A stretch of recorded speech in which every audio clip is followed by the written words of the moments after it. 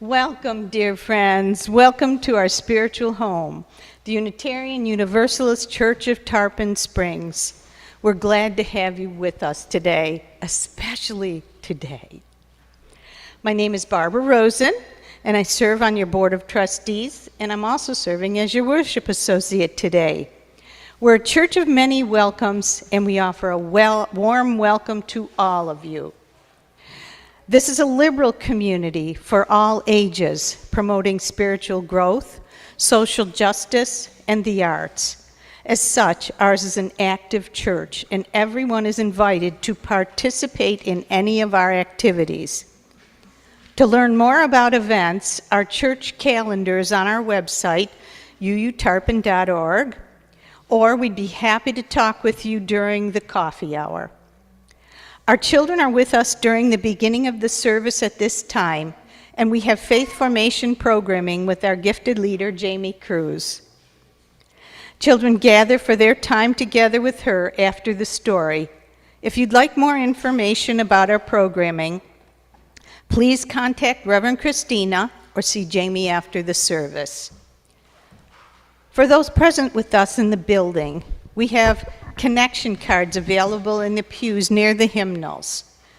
If you fill one out and put it in the offering plate, or give it to one of our greeters, we will be able to keep in touch with you.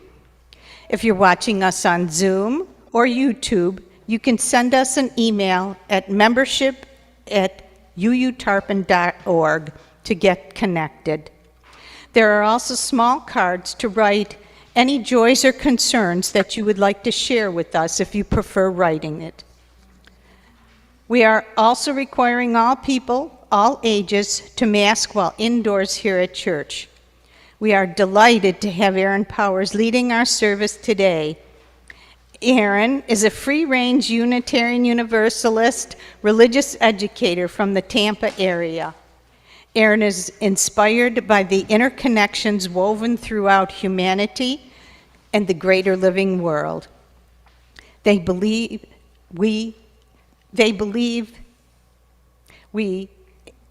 Powers, they, them, is a free-range Unitarian Universalist religious and I did that 2 times. If you forgot it, we'll do it again. Okay. Erin Powers, they, them, is a free-range Unitarian Universalist religious educator can learn how to build stronger community by paying attention to the rhythms of nature. Erin begins their seminary journey towards chaplaincy this fall at the United Theological Seminaries of Twin Cities. Her service today will be meditations on braiding sweetgrass by Robin Wall Kimmerer, and Native American cultivation practices and inspiration for cultivating our own spiritual ecosystem.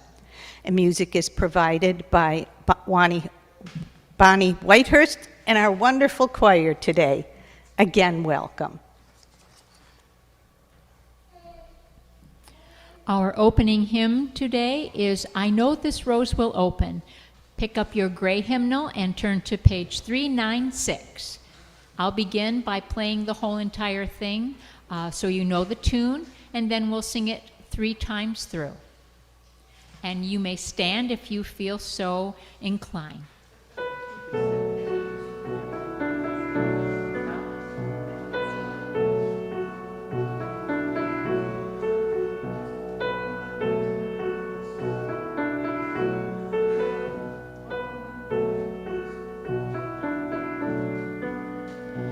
I know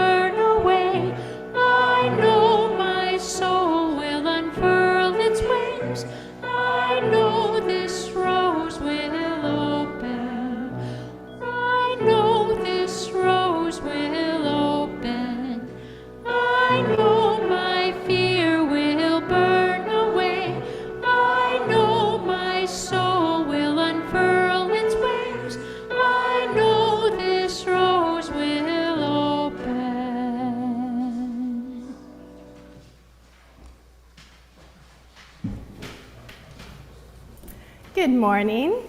Morning. It is lovely to be here with you again, especially this Sunday. My name is Erin Powers, and my pronouns are they, them, and I'm a Unitarian Universalist Seminarian. I live on the traditional land of the Tocobaga and Seminole peoples. I'd like to open our service today by sharing a shortened version of the Haudenosaunee Thanksgiving address. It's also called the words that come before all else. Reciting a version of this address to open gatherings is widely used in Native American communities and is an open practice as a gift to the world. We bring our minds together as one and give thanks for the people gathered here, that everyone is at peace here where we live on earth. Now our minds are one. We bring our minds together as one and give thanks for Mother Earth. She has given us everything we need to live in peace. Now our minds are one. We bring our minds together as one and give thanks for the food plants. They help us when we're hungry. Now our minds are one. We bring our minds together as one and give thanks for the water, the rivers, the lakes, the oceans, and that clean water keeps running all over the earth. It keeps our thirst quenched. Now our minds are one. We bring our minds together as one and give thanks for the fish. They give us strength so we don't go hungry. Now our minds are one. We bring our minds together as one and give thanks for medicines, that they still help us when we are sick. Now our minds are one. We bring our minds together as one and give thanks for wild animals, that they still help us when we are cold and hungry. Now our minds are one. We bring our minds together as one and give thanks for the trees, especially maple, the head of their family, that it still creates sap as the Creator made it to do. Now our minds are one. We bring our minds together as one and give thanks for the birds, that we still hear the nice singing that they bring, and especially the head of the bird family, the eagle is its name. Now our minds are one. We bring our minds together as one and give thanks for our grandfathers, the thunderers, that they make new waters. Now our minds are one. We bring our minds together as one and give thanks for the four winds, that they still do what the Creator has asked them to do.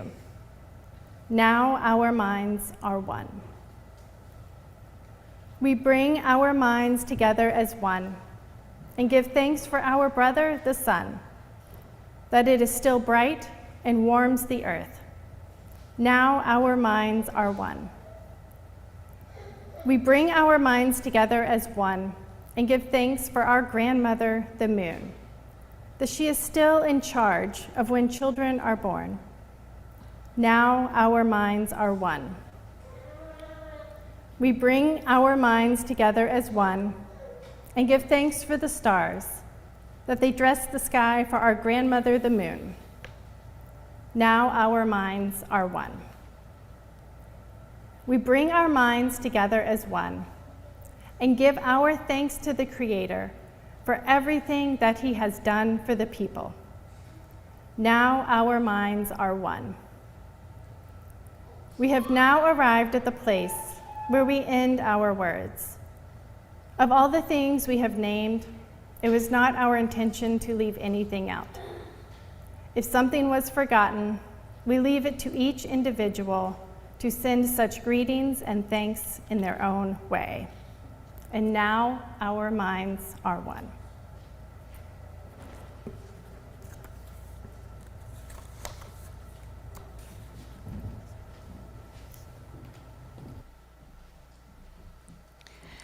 We light our chalice with these words from Laura Wallace. As frozen earth holds the determined seed, this sacred space holds our weariness, our worry, our laughter, our celebration. Let us bring seed and soul into the light of thought, the warmth of community and the hope of love. Let us see together, hear together, love together. Let us worship.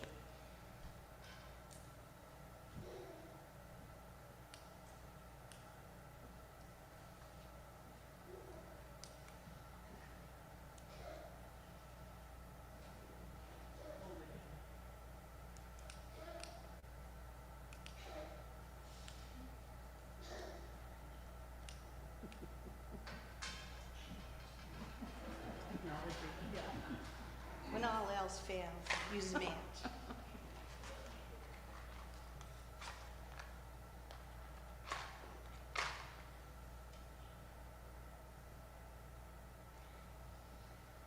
Hymn number 123 in the Gray Book, Spirit of Life.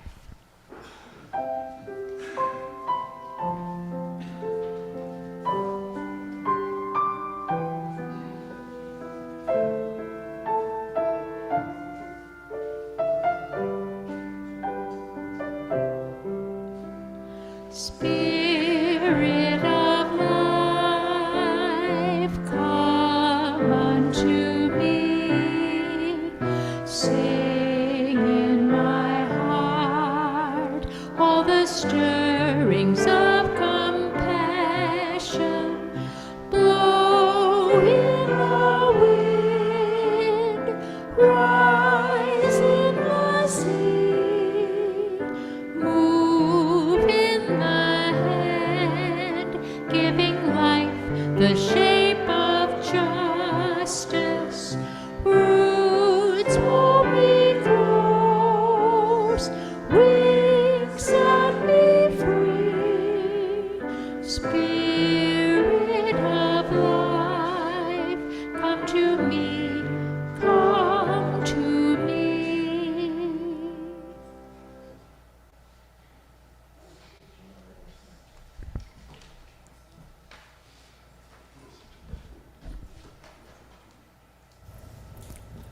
Okay, our story this morning is the Three Sisters story. And different tribes have told different versions of this story, but here is the Cherokee version. Once upon a time, there were three sisters. The first sister was very tall and strong. Her name was Corn Girl, and she wore a pale green dress and had long yellow hair that blew in the wind. Corn Girl liked to stand straight and tall, but the longer Corn Girl stood on her feet in her field, the hungrier she got. And every day, more weeds were growing up around her feet and choking her. The second sister was very thin and quick and fast, and her name was Bean Girl. But she wasn't very strong. She couldn't even stand up on her own. She was good at making food, but she just had to lie there stretched out on the ground, and she would get dirty and wet, which wasn't good for her. The weeds bothered her too, because she was not strong enough to keep them away. The third sister, Squash Girl, was short and strong. She liked to wander along the ground. She wore a yellow dress, and she was stronger than the weeds, and so they did not bother her. But the strong sun scorched her leaves, and she was hungry too. For a long time, the sisters didn't get along. They each wanted to be independent and free and not have anything to do with the other two. So Corn Girl stood there with her feet hurting and got hungrier and hungrier. And Bean Girl lay there on the ground fighting the weeds without success and just got dirtier and wetter. And the little sister Squash Girl was hot and hungry too. So Bean Girl talked to her sister Corn Girl and said, "What if I feed you some good food and you can hold me up so I don't have to lie on the ground and get all dirty?" And Corn Girl thought that was a great idea. Then little Squash Girl called up to her tall sister, "How about if I lie on your feet and protect them from the weeds?" Corn Girl thought that was a great idea too. Bean Girl needed protection from the weeds too, and she offered to give Squash Girl food in return for weed protection. Both Corn and Bean Girls promised to shade Squash Girl's leaves from the hot sun.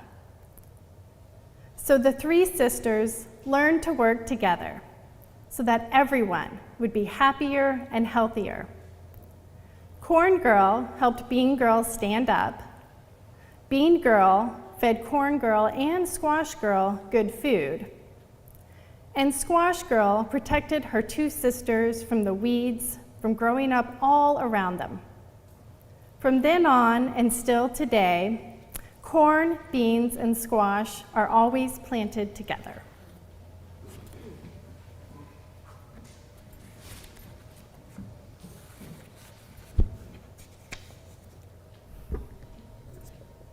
And now our children will be leaving for Sunday school, and we'll sing them out with Go Now in Peace, 413.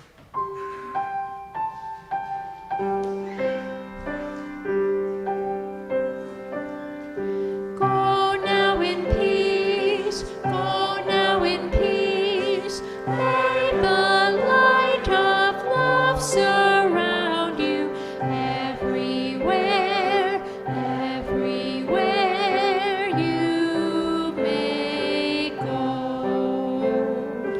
Go now in peace, go now in peace, go now in peace, go now in peace. May the light of love surround you everywhere, everywhere you may go.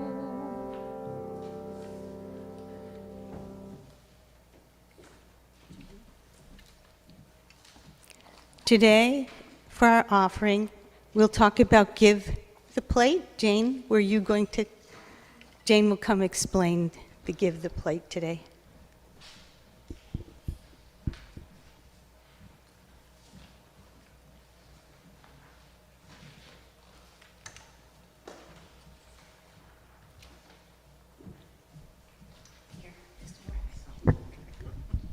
Hi, my name is Jane Neal. I'm chair of the Social Justice Council. Each month, the council chooses one organization to support, and we ask all members and friends of the church to donate for that month, and anything that's donated and earmarked with that organization name goes directly to that organization. And we do that once each month. We try very hard to choose organizations that are local or organizations that we know the money is going to actually help the people that need it. So one organization that we have supported for quite a while is Head Start, and there's a local Head Start program right here in Tarpon Springs. You know, Head Start provides preschool education for children 0 to 5 years old, and it's provided to families, low-income families. and there's absolutely no charge to the child or the parent for the education or whatever they provide. So I'm hoping that you'll give generously this month. We'll collect the entire month. You can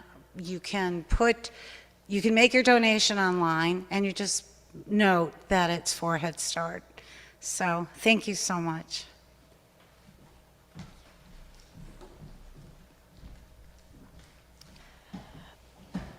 To support this work, please go to our website, uutarpon.org, and click the Donate button, select Social Justice Give the Plate, and indicate Head Start for the cause. Or you may mail your offering to the church at 57 Reed Street, Tarpon Springs, Florida, 34689. Just note the name of the cause, Head Start, in the memo line of your check. The offering will now be given and received. During our offering, you're invited to sing with us The Lone Wild Bird, number 15 in the gray hymnal. Number 15.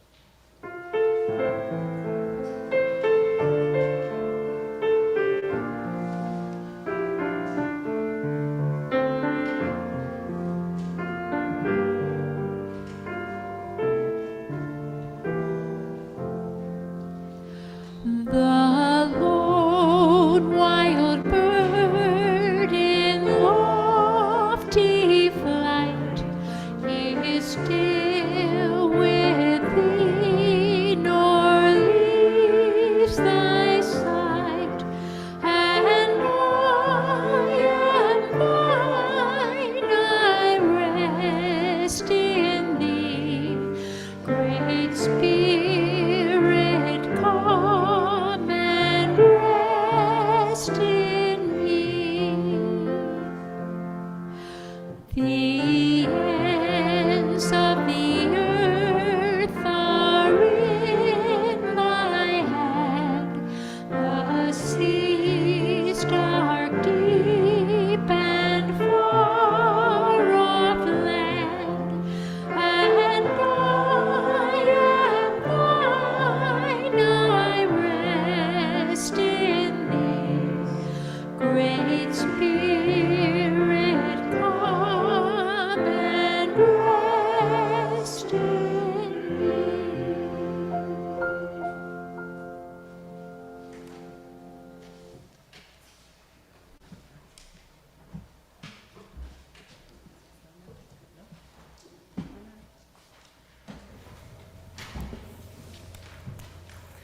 Today, I offer us a breath meditation by the Reverend Samuel A. Trumbore. We all spent so much time holding our breath this past week. It can be difficult to shift back into deeper, easier breathing. Together, let us reconnect with our bodies and our breath. Let our breath be a quiet prayer of thanksgiving to our bodies for all they do to keep us safe.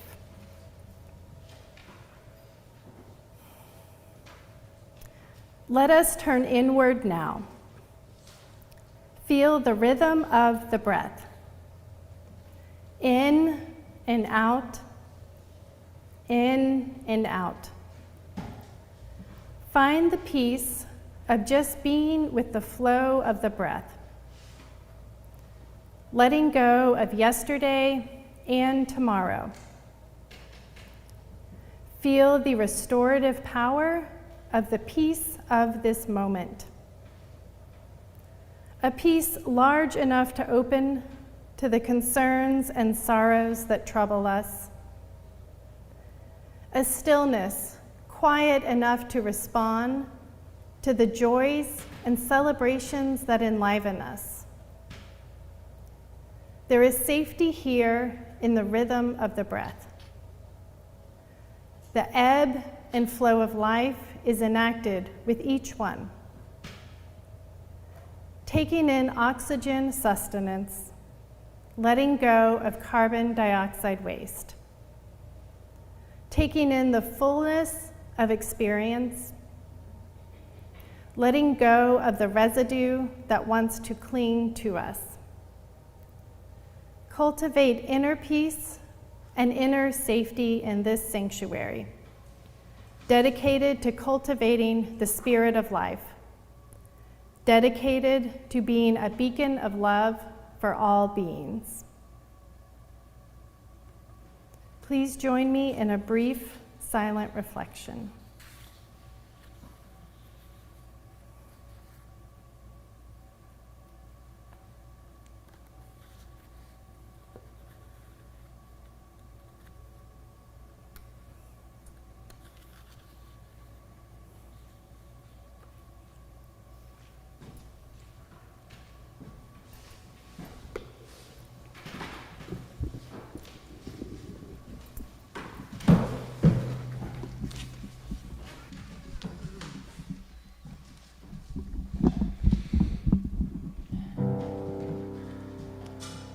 The wisdom of the great chief Seattle reminds us, all things are connected.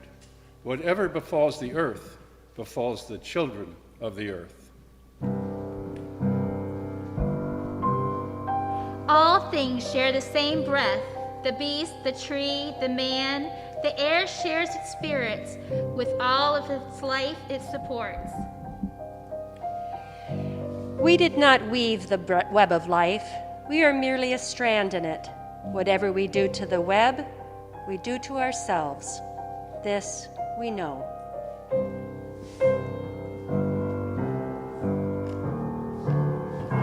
All things are connected. All living things share the same breath. All things are connected. The air shares its spirit with all love.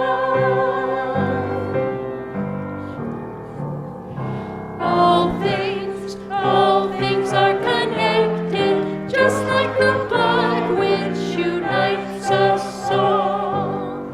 All things are connected. Whatever befalls the earth befalls the children of the earth.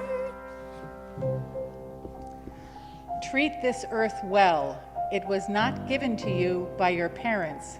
It was loaned to you by your children.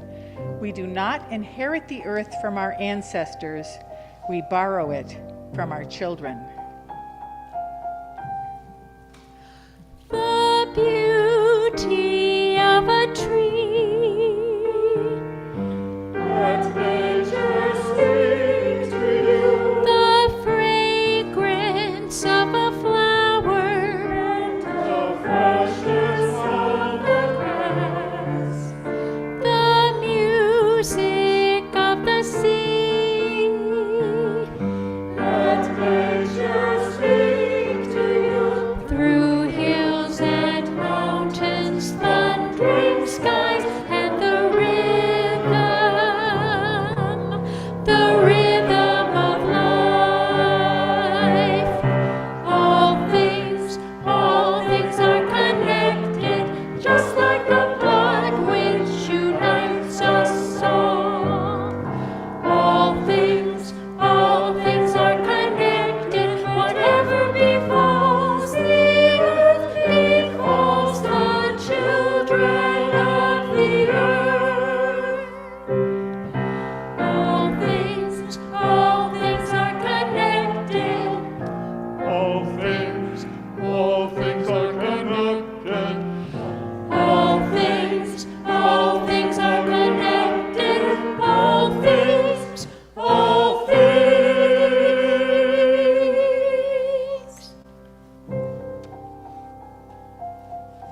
Only after the last tree has been cut down, only after the last river has been poisoned, only after the last fish has been caught, only then will we find money cannot be eaten.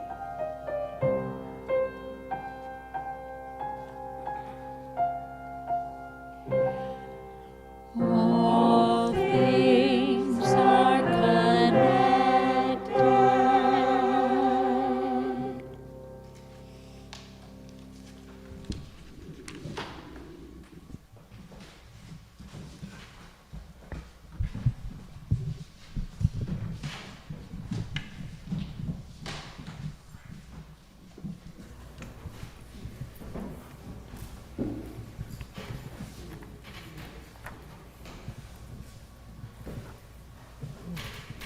Thank you so much, choir. That was lovely and ties in beautifully with today's sermon.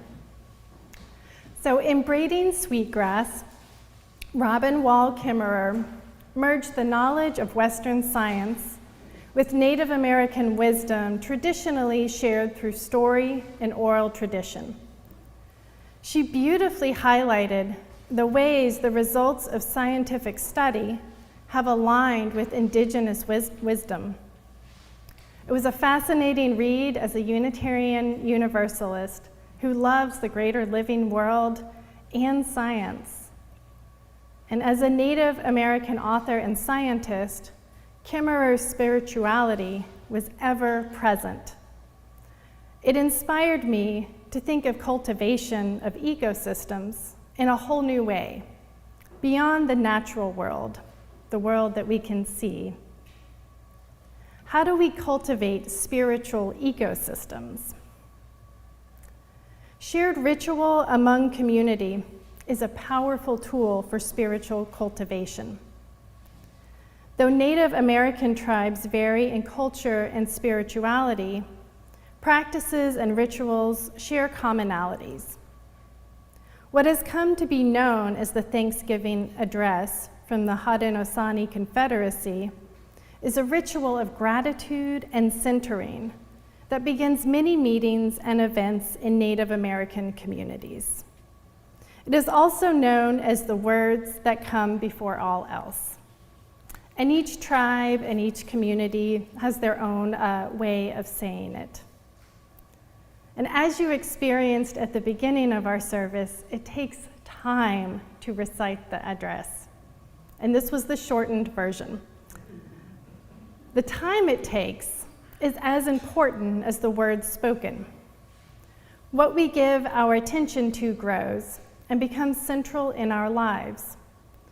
Ritual is a way of preparing the ground of your spiritual ecosystem. In Braiding Sweetgrass, Robin Wall Kimmerer says this: "You can't listen to the Thanksgiving address without feeling wealthy. And while expressing gratitude seems innocent enough, it is a revolutionary idea. In a consumer society, contentment is a radical proposition. Recognizing abundance rather than scarcity undermines an economy that thrives by creating unmet desires. The Thanksgiving address reminds you that you already have everything you need, and that's good medicine for land and people alike." And that kind of mindset shift is important for committing to rituals that sustain us. Rituals that honor that which is so important to us that it should be first in our hearts. Practicing rituals that buoy our spirit keep us coming back for more of the same. We're human and we're driven by positive reinforcement. And rituals practiced over time with intention reshape our personal ecosystems. In Braiding Sweetgrass, a tribal elder spoke of sweetgrass and other plants, saying, "If we use a plant respectfully, it will stay with us and flourish.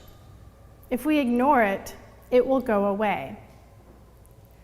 If you don't respect it, it will leave us."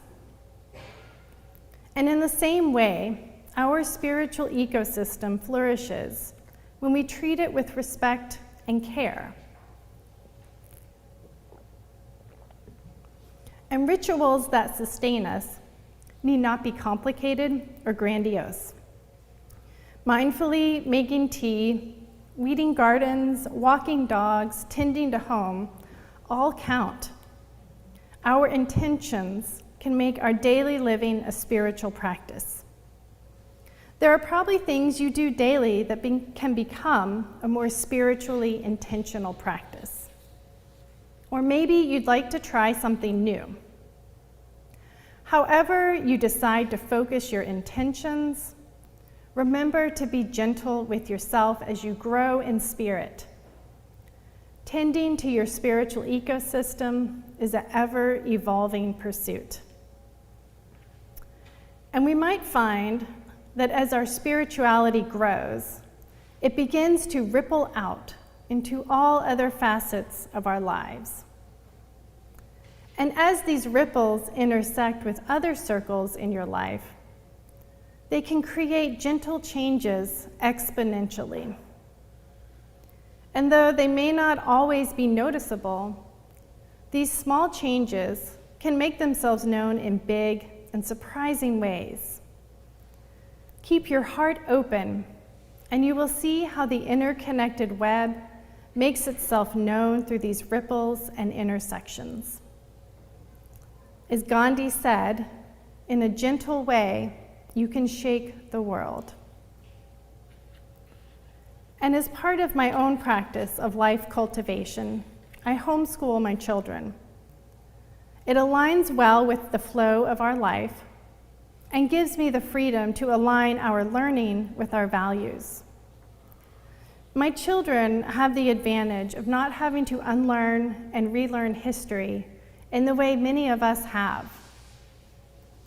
It was in my unlearning, in our American history study, that I learned how extensively Native Americans cultivated the land they lived on. They didn't just live off the land, they were intentional about creating and influencing the ecosystems that supported their lives. It just didn't look like anything colonists had ever seen, and so it was either ignored or refuted. Learning this stirred up something for me. It helped me to see my own tiny ecosystem in a new light. It had me asking how I could cultivate my little bit of land to support my own well-being and my family's. And I include my spiritual life when I speak of well-being.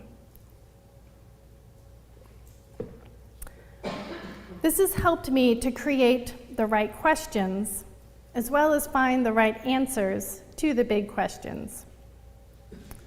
Deciding on what to plant and where or how, or looking at my life choices to make my life easier, looking at my life choices is easier when I'm looking through the lens of values cultivation.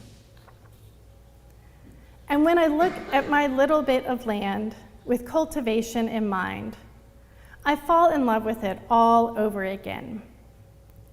Seeing the possibilities of ways I can nourish my body, mind, and spirit energizes me for the work of making it happen. And cultivation is not a quick process. Often it is actions such as planting seeds or trees that may not provide for years. It is making the compost to enrich the soil, pulling the same weeds over and over. It is devoting time into developing habits that sustain your own spiritual ecosystem. And it is work. And cultivation is also about removing the things that hinder your goals. It may be non-native species, high-maintenance landscaping, or ideas and practices that don't support your vision, or anything that makes it difficult to live a life that fulfills. At my house and in my family, that looks like removing the invasive vines that crowd out native plants again and again, limiting our exposure to mainstream media, mindfully choosing homeschool curriculum and community, and living simply. And it can be easy to talk about these things, but doing is something altogether different. It's hard work. It's a test of resolve, and it can be isolating. And that's why community is so important. And in this case, I want to expand our definition of community beyond this earthly realm. Our elders have left us generous gifts of knowledge. It can be accessed by earthly means, but it can also be accessed in our intuition. Many cultures readily acknowledge intuition and messages from ancestors as reliable sources of information and wisdom. Colonization planted seeds of distrust in these methods, but we have the power to reclaim them. Every time we listen to and place trust in our intuition, we cultivate a deeper relationship with our ancestors and ourselves and our ecosystems. Making choices to shape a life that feels right to us is deep spiritual work. Trusting our intuition and messages from ancestors attunes our spirits to the divine. Bravely cultivating a life that sustains your spirit is a radical act. And there is nothing sweeter than reaping the rewards of your cultivation. Homegrown fruits and veggies, spaces for spiritual comfort and renewal, practices that help you live a life of peace and contentment. These are gifts that cannot be bought. They bring forth a kind of inherent wealth that cannot be taken and that transforms people and communities in gentle, loving ways. Cultivating a spiritual ecosystem that sustains us is one of the greatest gifts we can give to ourselves and the world. May these gifts bring you and yours comfort, joy, and contentment. Thank you.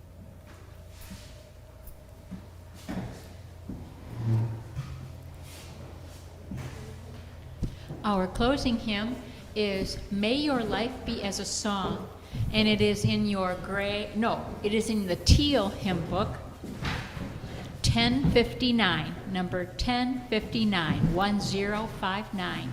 I'll begin to play it through so you're familiar with the melody, and then we will sing it 3 times through.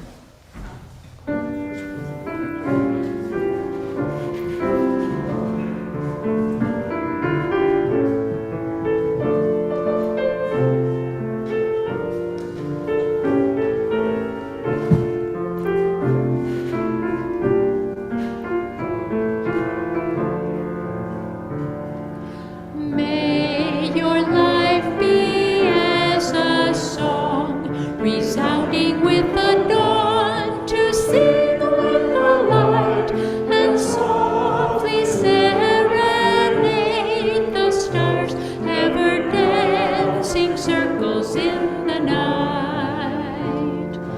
May your life be as a song. May your life be as a song, resounding with the sing with the stars, and heaven's witness lead the stars, ever dancing circles in the night. May your life be as a song, resounding with the dawn, to sing with the light, and softly serenade the stars, ever dancing circles in the night.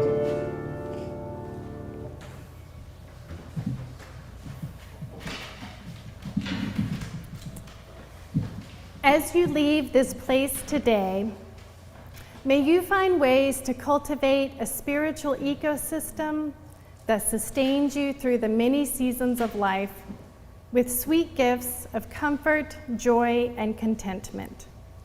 May it be so, and blessed be.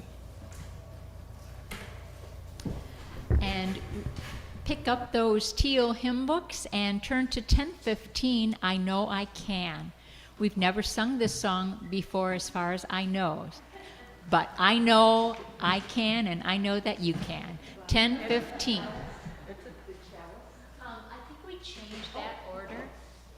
It's just not put in your order. But we are singing number 1015. And I'll play the last phrase for our intro.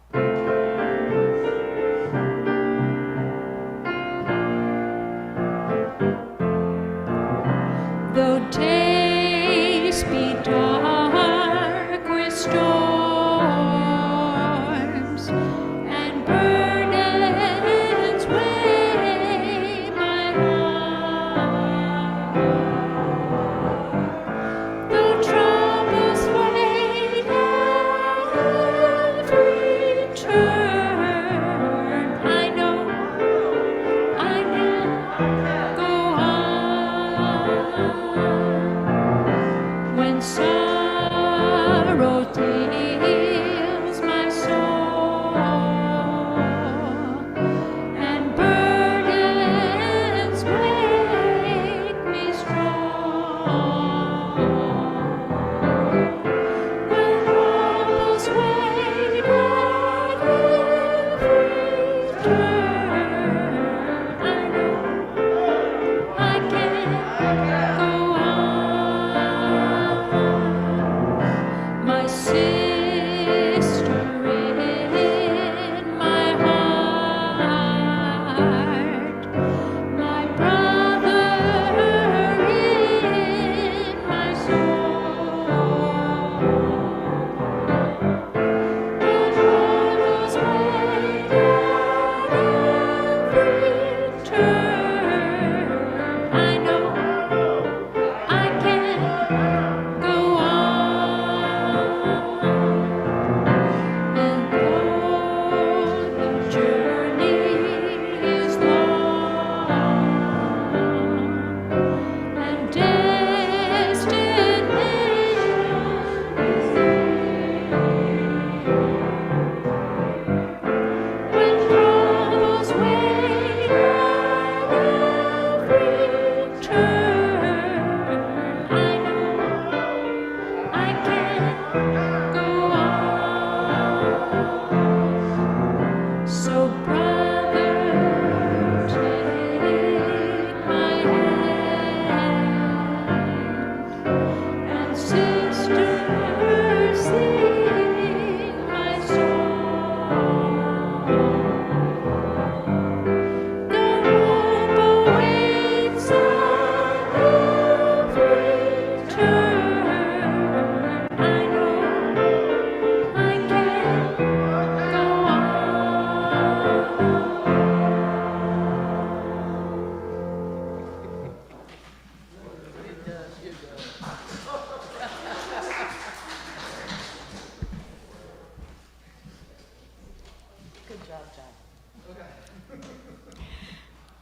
We hope that you found meaning in today's service. We close with these words from Robin Wall Kimmerer. As we close our service today, may we remember to respect one another, support one another, bring your gift to the world, and receive the gift of others. There will be enough for all.